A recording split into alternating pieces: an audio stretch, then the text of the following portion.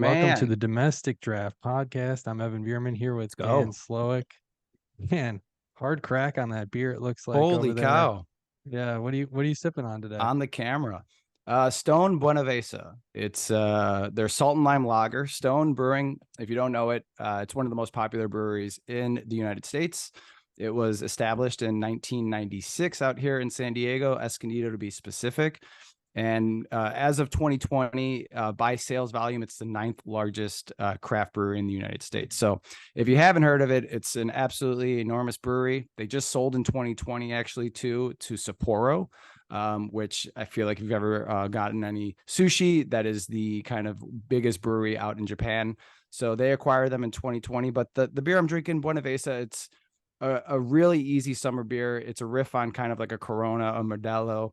Stone introduced it in 2020 when one of their brewers, Ben Sheehan, was down in Liberty Station, which is where they have one of their tap house.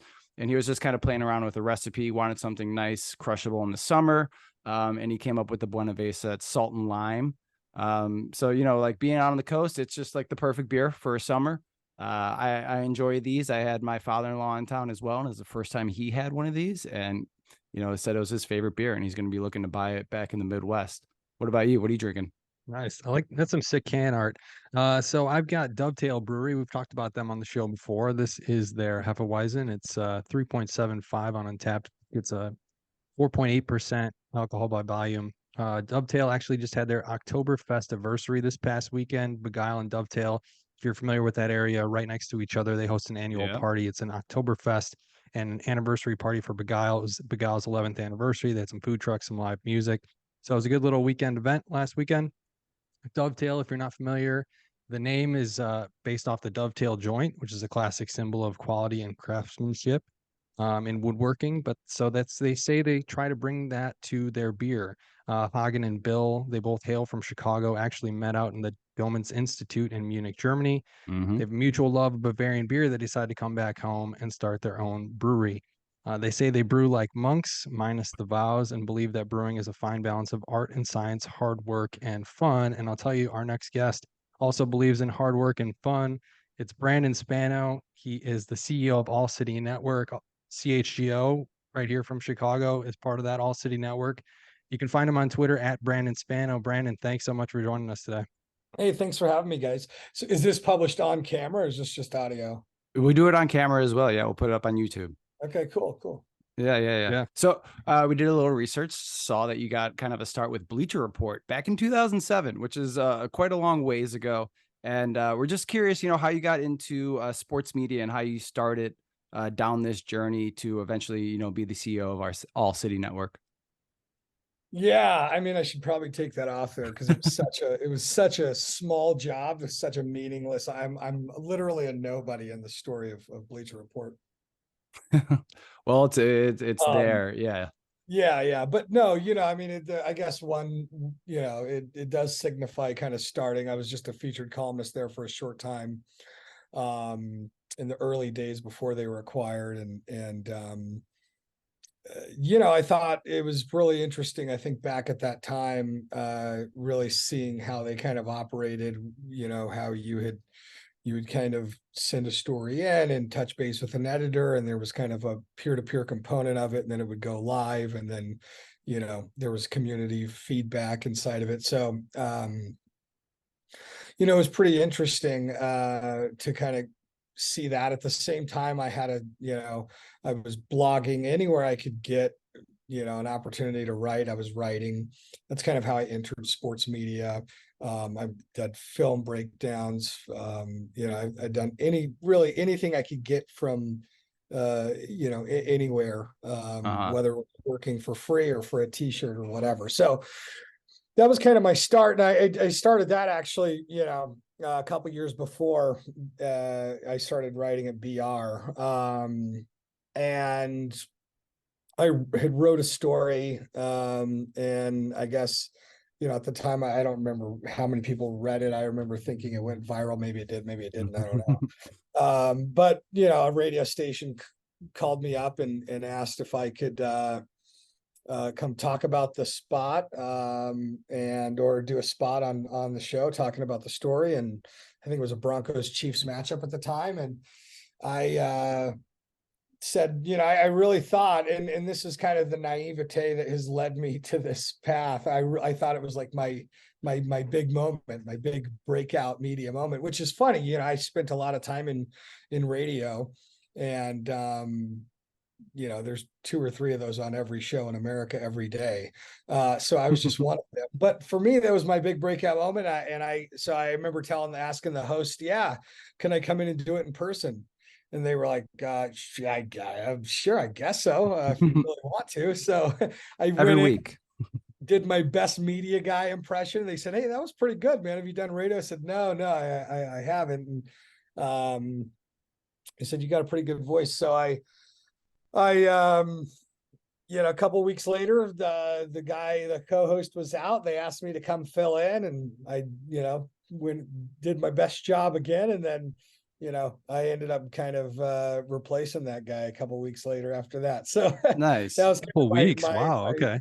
yeah, that was kind of my working in radio. Now, here's the thing. This was on a small AM station. It was called brokered radio, which means that the host gets the radio inventory, right? So this Right. is like the commercial spots in there. You pay the station for your time slot. The higher demand and more listeners, the more expensive the slot is, and then you can charge more for the ad inventory, of course.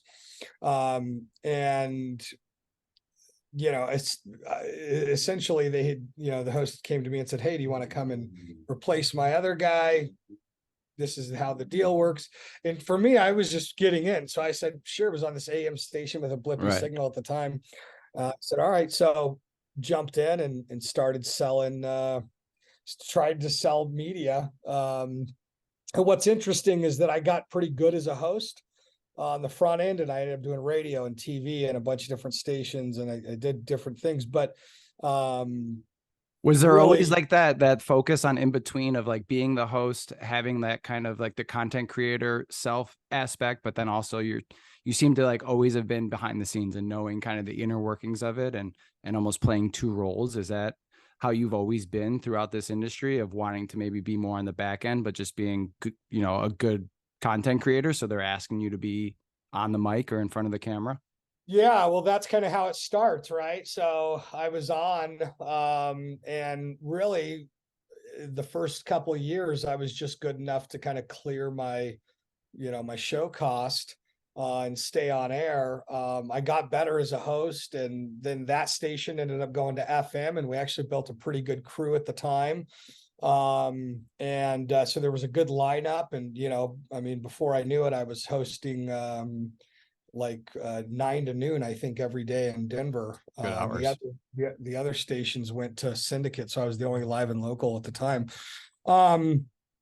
Yeah, and I got good at selling meat. I got better and better, and I think what really changed the course of my career was I met Peter Burns. We worked together at the station I was at, Mile High Sports at the time, and this was probably like 2010, 2011, something like that.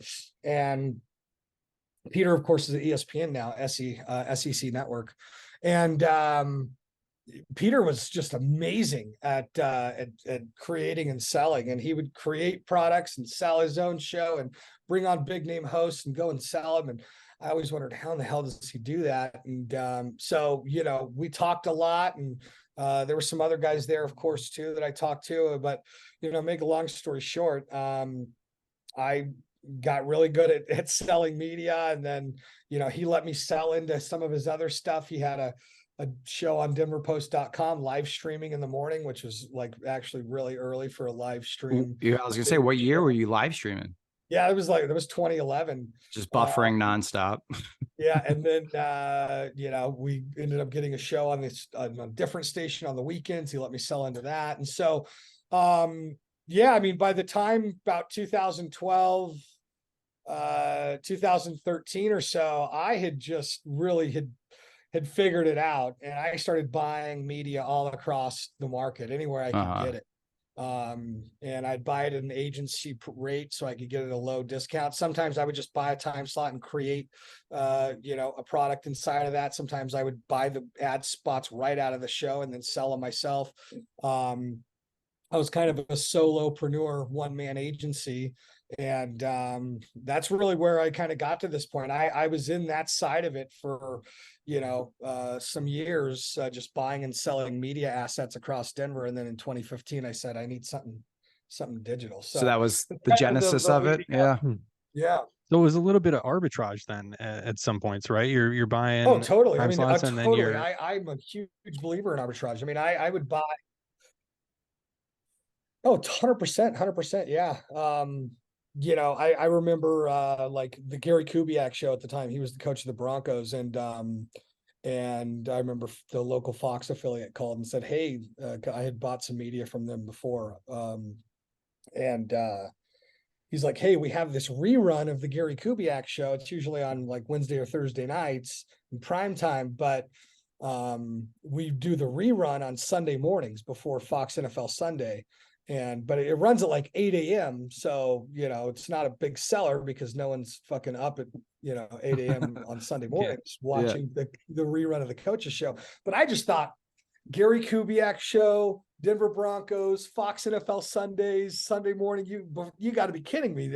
So I bought the whole damn thing, and was able to sell it, So, I mean, because that's, I got a good, I think I got the spots for like, I'm getting into the No, I like it. Yeah. Numbers say, selling media here, but Yeah. I think I got the spots for like $65 a pop or something like that. And so, I always look for opportunities like that. And I still think, so that's just part of the buy and trade in media. So I guess that brings us to founding ALLCITY. You said back in 2015 is when it started, right? 2014, 2015, I think around that time.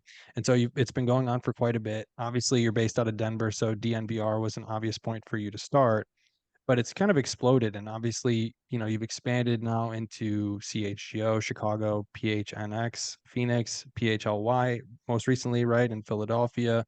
Yep. That's a lot of major sports markets. What goes into determining, which markets you're going to move into next? And how has the DNVR brand that you built initially, and the playbook kind of that you built there played into moving into these other markets? Yeah, well, I think the important part of the story is that, we had to really get good at each category first. Right now, we're kind of looked like as like this new venture-backed company that is kind of spinning these things out and burning a lot of cash. And there's some parts of that that's true, but at the end of the day, like we're really a bootstrap company at heart. And in 2015, I needed to add something digital, and we realized that I realized that what was happening essentially is like when we were building out all these shows and trying to create segments and repeatable segments and stuff, you would search for what's happened in Denver sports, and SB Nation just dominated search rankings. And they were the biggest on social, they are the biggest on Google.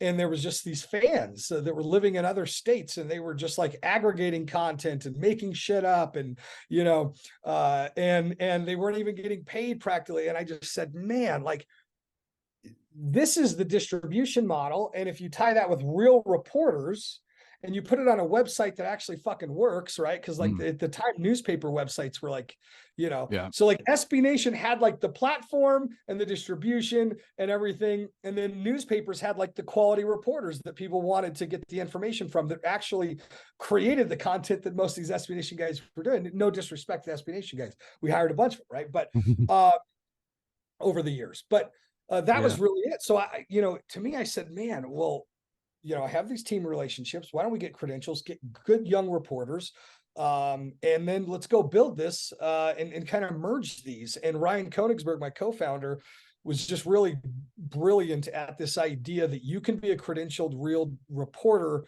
and also care. And like that, like at what point in sports did we get to this thing where it's like a fan, like if you're a diehard Bears fan, do you want to listen to some guy who doesn't give a shit about the Bears every day or read them? Like at some point it doesn't make sense. You almost want this from the Bears perspective. And so, we kind of created this new way to do media, and at the time new. And yeah, we spun off in 2015. And then to kind of just speed you up to now, to answer your actual question, it was like 2016, we added, that was just the local blogs and team specific social accounts, building team communities. 2016, we added podcast. 2017, we went daily with those podcasts. And we were the first ones really that did team. We had, every team, every day, 1 hour live show, not live, 1 hour podcast every day for every team. And in 2017, that was actually pretty early for that, right? Fans had a couple, but there was no one, and we were going into the market. I was using my sales expertise to build out, we built out a traditional traffic log. We would go right into the market and sell the podcasts directly to the same people that were buying radio and television and saying, hey, this is daily, it's just digital. And then we added, a subscription in 2018, and then we added merchandise, and then we added events. And by the time we got to 2019, we had really spent like a full year in each one of these things, getting good at it. And we had a full business, and it was time to rebrand. We were BSN Denver, and we kind of had it all together. We went and recruited a couple really important pieces, and then brought them in and rebranded as a DNVR. And that was the first. Network of ALLCITY's network, and then ALLCITY network, and then it wasn't far after that in 2020, actually, we got a bar. Right. We were doing events. The events got so big and where we were going that someone came to us and said, hey, instead of pulling your shit all around to each one of these bars, like, why don't we do a bar together? And so we said, great. So we did a license deal with a bar owner, and I'm actually in the third floor of the building that the bar is in. The bar's on the first floor. We Perfect. We own this entire building now in Denver.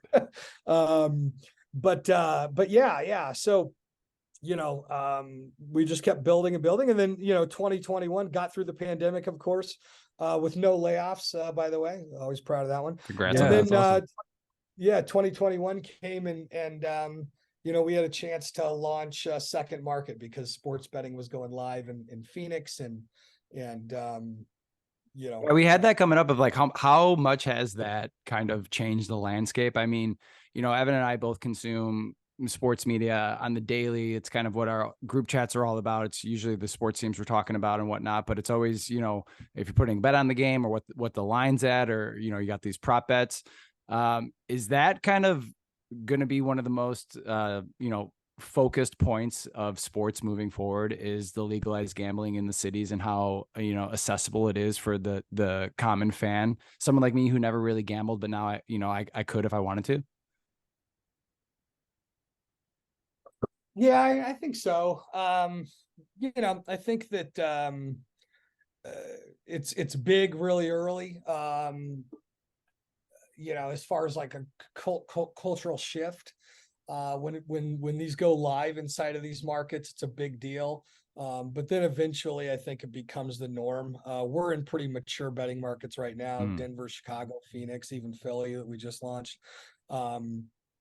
It's part of the culture there. And it's certainly part of the economics as far as, advertising goes throughout the media inside of those markets. But, I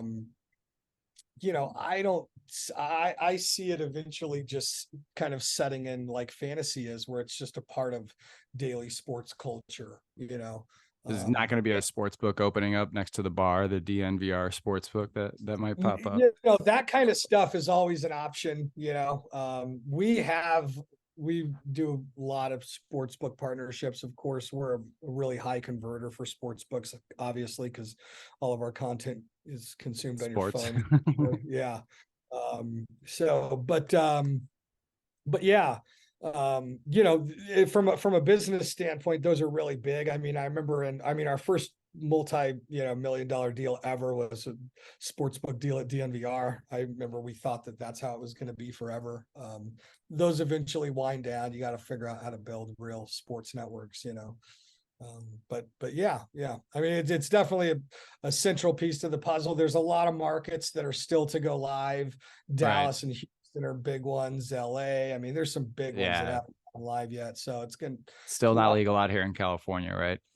I want to get back to a little bit. You said about like growing the brand, and it's just something that I like to talk about and focus on is just, and you alluded to it a lot of, the progression that we've been with consuming content. And you just said like, yeah, everything's on your phone, right? Is there a keen sense of awareness with ALLCITY of how you want to market? I mean, there's YouTube, right? There's daily podcasts. There's things everywhere that you can access on your phones where you could watch, read, see, or listen to your ALLCITY networks. Is that the future? Is that kind of where you see you need to be in every single kind of medium to get the audience's attention and to grow the audience? Yeah, I think that you want to be everywhere. I think like we have a core focus, and that is our daily live show. And we have written content. We have great journalists, and they're able to write great stories, and that's an important piece to the puzzle. But really the core product is these daily shows for every team every day. We put a lot of focus and effort on there. We spend a lot on studios and distribution. We have the best distribution stack in all of digital media. I think that for us, we look at it and say we want to be there for a sports fan, no matter what they want and when they want it. We want them to be able to find relevant information that's entertaining about that at that moment. So if you are a Cubs fan, I don't know if you guys are White Sox or Cubs. Cubs. But Cubs. Okay. So if you're a Cubs fan and you go to lunch at 12:18, Dan, and you got to be back by 1:18, and you want Cubs right now, CHGO Cubs has a brand new podcast. It's probably the post game from last night or this morning show, whatever it is. There is like very new, relevant entertainment for you right now. And then I think you take that, you get that as good as you possibly can with the best people you can possibly get on there, and then you distribute that as far and wide as you possibly can. And so like for us right now, YouTube, we're YouTube first. YouTube's been an incredible platform for us. And then obviously podcasts, anywhere you can listen to podcasts. But you'll see live audio opportunities soon. And then even, fast channels. So, I mean, the big thing for us right now is we're developing a linear feed. We're building linear feed. We're figuring that out. You'll see by the end of the year, DNVR networks will start having, ALLCITY networks rather, will start having their own fast channels. And so, you'll be able to watch a Chicago sports channel on your TV whenever you want, and eventually there'll be even an app where there's VOD there where you can pick what shows you want right on your TV, and we'll keep expanding on those things. There we go. So, you talked about all these different mediums that you guys are in now.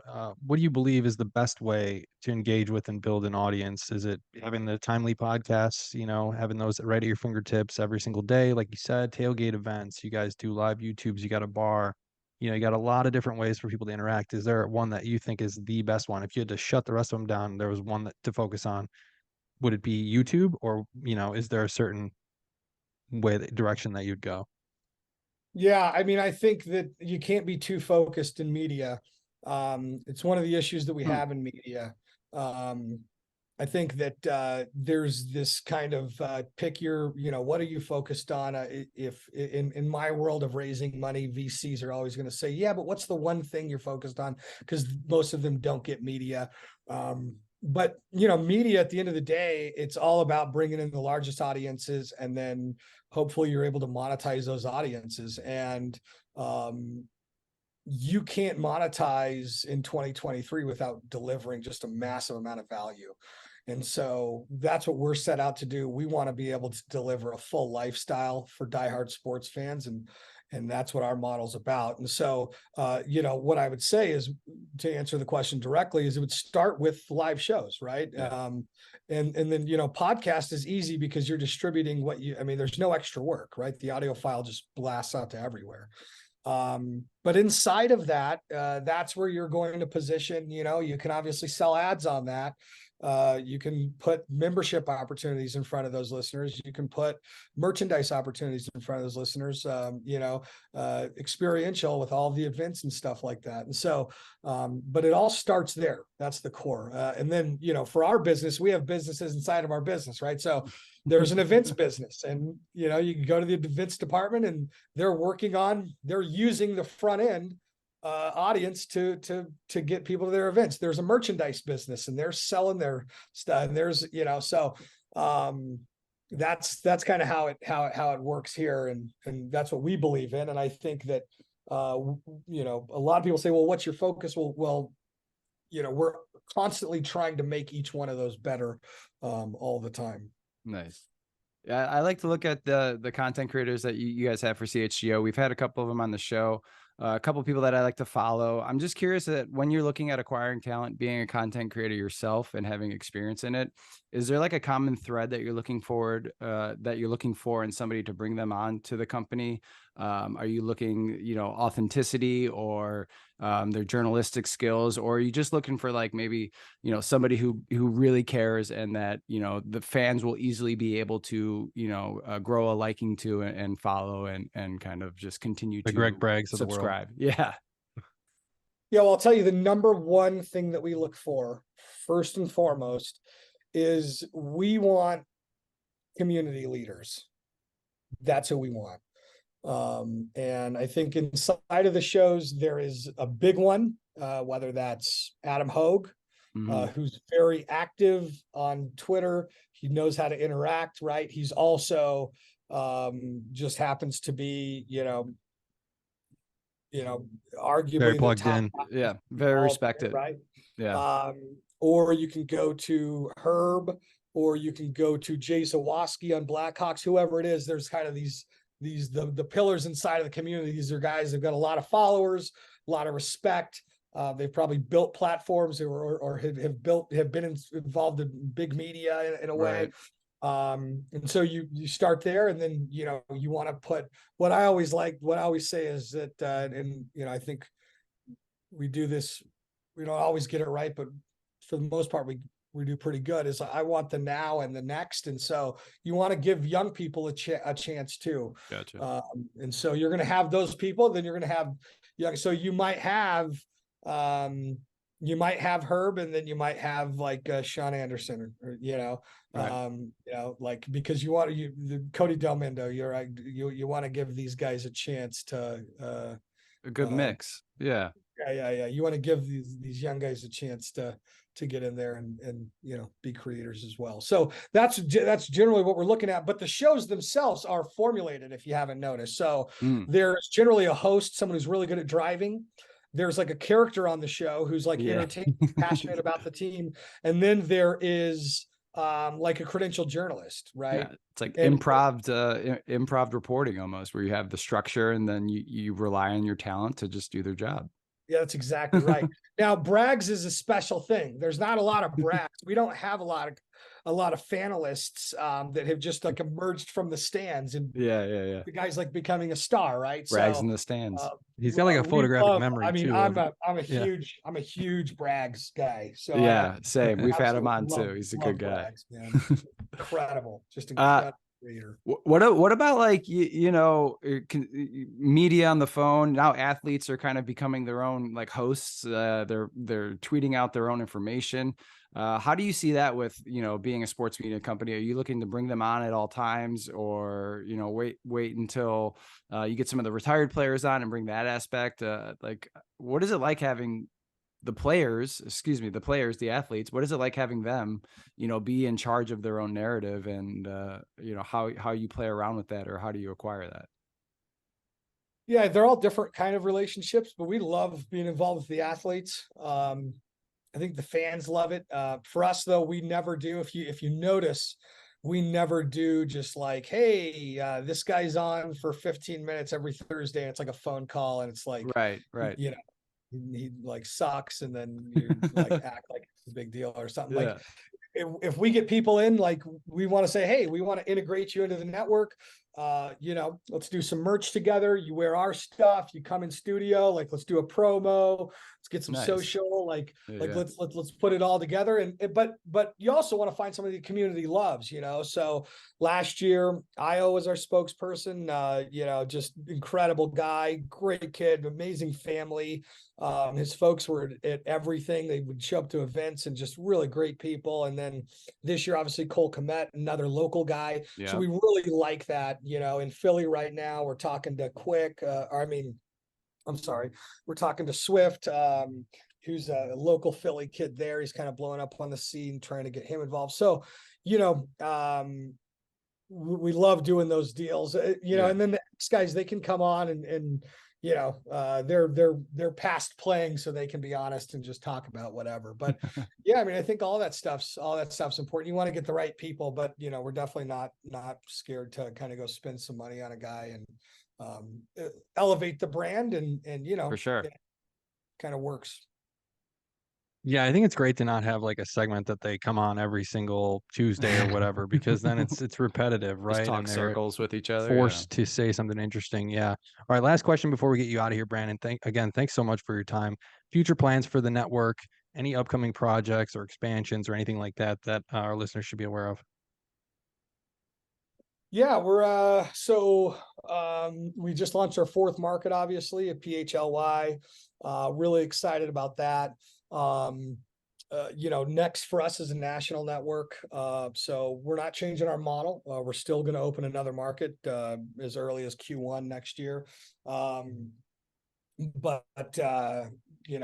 we think it's time to launch a kind of a daily show for every sport.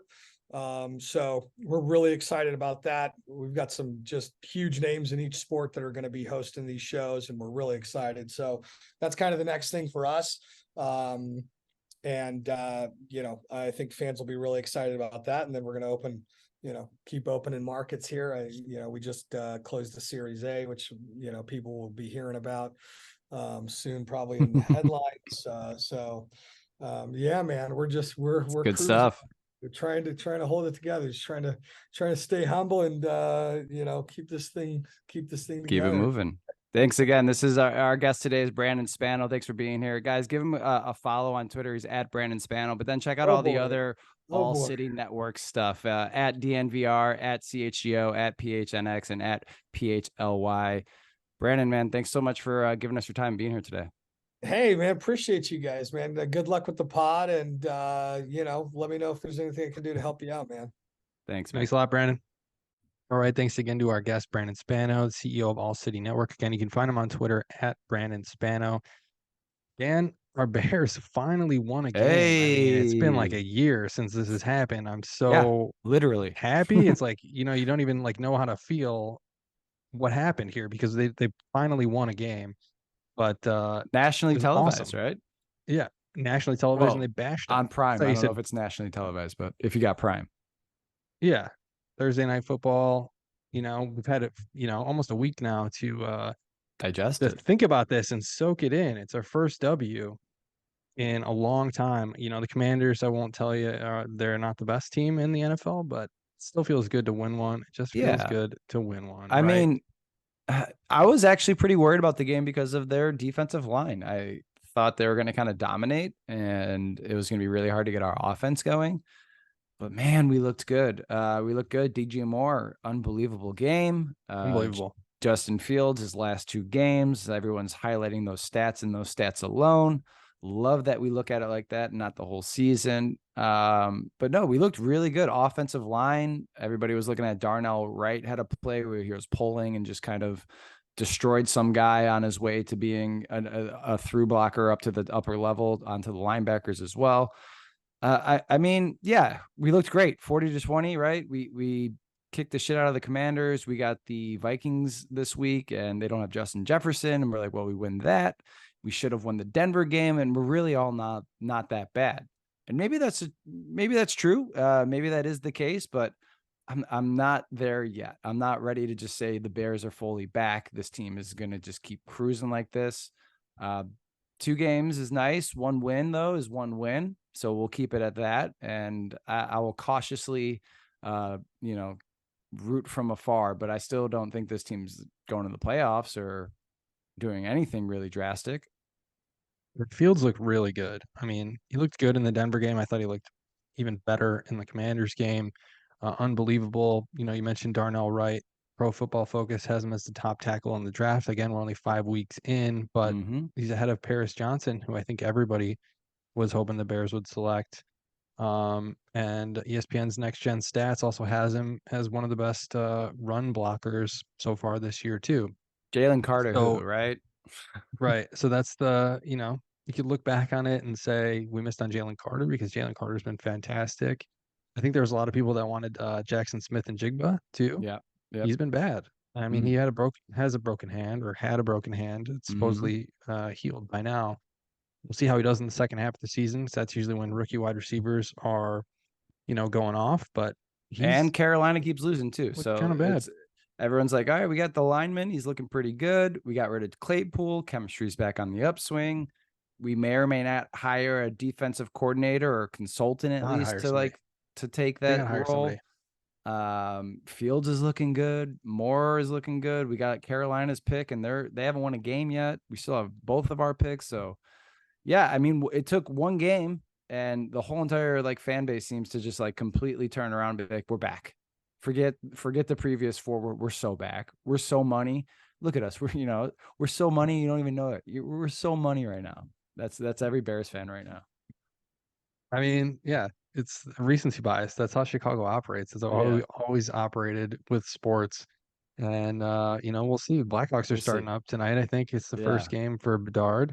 Bulls You know, we don't talk preseason. about hockey too much on this. We'll Yeah. Bulls, you know, we'll talk about the Bulls later, but yeah, things are looking everybody up. should be amped about Bedard. Yeah, things are looking up. All Just right. takes a Bears win. Things are looking up. All right, it is Wednesday. We got waiver wire Wednesday coming up. Evan, who do we got on our fantasy teams that we need to add? Yeah, I think you need some help here, Dan. I think you're 1-4 in our league, so I'll give you a little. There's an bit asterisk. of There's an tips asterisk here. next to that. There's an I'll asterisk. give you a little tip. Jeff Wilson Jr. is probably the top ad for me if you need a running back. Devon Achan has a multiple week knee injury, so Mostert's going to be the starter. I think Jeff Wilson Jr., who was on IR for the first 4 weeks, they're going to open up his practice window down in Miami. So he could be a guy that's going to get some carries. I think, you know, it's just last year Wilson was playing ahead of Mostert even. So I think he'll definitely mix in there. I think it's a good guy to pick up, probably on the waiver wire because, like I said, he was on the IR. Another guy that I really like is Tyjae Spears. He's almost splitting work with Derrick Henry down in Tennessee. So if you see him out on your waiver wire, I think that's a great guy to add. He's getting a lot of work, and maybe by the end of the year, Yeah, he's those are old usurping legs. Henry, and they're you know, moving on from Henry at the end of the year, maybe. Quentin Johnston and Josh Palmer. Palmer's probably not available. Johnston maybe because he's a rookie, but Mike Williams is out for the year. So you got a couple Chargers wide receivers there that might be interesting outside of Keenan Allen, who never really stays healthy, let's be honest. So both of these guys, Johnston and Palmer, could be worthwhile by the end of the year. And then you got Khalil Herbert's got a multi-week injury too. So Roshan Johnson, who might be hurt himself, and Deontay Foreman, who hasn't really gotten any run this year. So he's got some fresh legs. It might be a guy that you look for. Then you've got this guy, Amari DiMercato. I feel like this is your guy, Dan. You like these random names. I know you picked up Jaleel McLaughlin last week, who actually had a really good game. Yeah. But James Conner's going to be out for a little bit, I think. So DiMercato was the guy that was the next man up, scored a touchdown. He might be Arizona's running back for a little while here. So those are the pickups of the week. Those are the guys that I would grab. There's a lot of interesting names here. Nobody that I would think is a slam dunk. Nobody I would spend a lot of money on, but a lot of names that could emerge into something that's going to help you over the next 4 or 5 weeks here. All right. Yeah. Go ahead and pick them up if you need the help. I don't need the help. I am confident in my team that we're going to turn it around. I've just lost a lot of, it's just been bad luck. It's just been bad luck. We're going to ride the ship. Just got a good roster. That's it. All right. Let's do the week 6 picks real quick here, Dan. Thursday night, we got Broncos at Chiefs. Ravens at Titans. Commanders at Falcons. Vikings without Justin Jefferson at the Bears. I think I picked them last week as the first time I picked them and they won. I think Let's keep it going. Let's keep it going. Bears. Seahawks at Bengals. Bengals. 49ers at Browns. Man, how good are the 49ers? 49ers. If I was putting my money on a team, that would be the team. Saints at Texans. Texans. Colts at Jags. Jaguars. Panthers at Dolphins. Ooh, that is the Minshew revenge game with the Colts and Jags. I'll stay with the Jags. Who's the next one? Panthers at Dolphins. Dolphins. Patriots at Raiders. Raiders. Man, the Patriots look bad. They look terrible. Lions at Bucks. Buccaneers. Cardinals at Rams. The Rams. Eagles at Jets. Eagles. I just feel so robbed that we didn't get to see any Aaron Rodgers on the Jets this year. Is that because Still- you're a had fantasy Garrett football owner Wilson. of Garrett Wilson? Yeah. Yeah, on multiple teams. Moving on. Giants at Bills. I don't want to talk about it. The Bills. Man, the Giants look And then bad. Yeah, they're terrible. And then you got Cowboys at Chargers on Monday night. Chargers.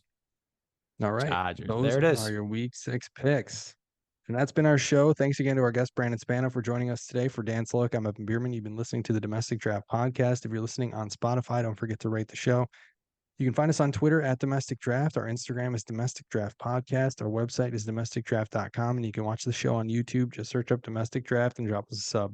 Thanks again for listening. Cheers. Cheers.